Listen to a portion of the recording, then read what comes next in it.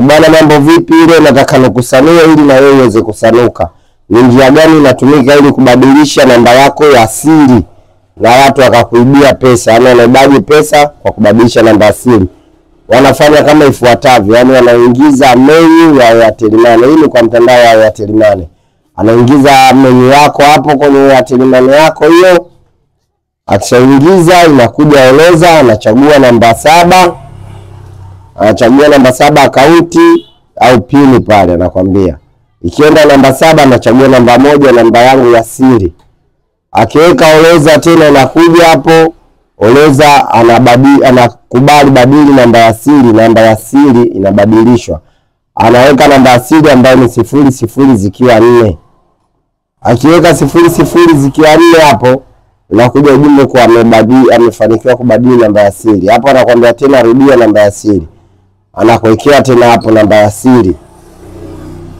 Akibadilisha anakuambia umefanikiwa kuchagua chagua swali la msingi, yani swali la usalama.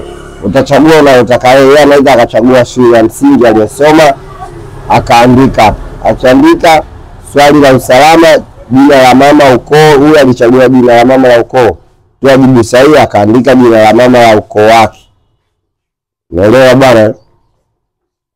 Aliweka hapo kafanikiwa kubadili, umefanikiwa kuweka swali la hiyo. Kwa hiyo hapo namba ya siri kwenye Airtel Money na kuishabadilika, na kinachofuata ni kwamba hapo mtu anakuja kuweka namba yake ya kawaida ya siri anayotaka yeye, anachukua hela yako.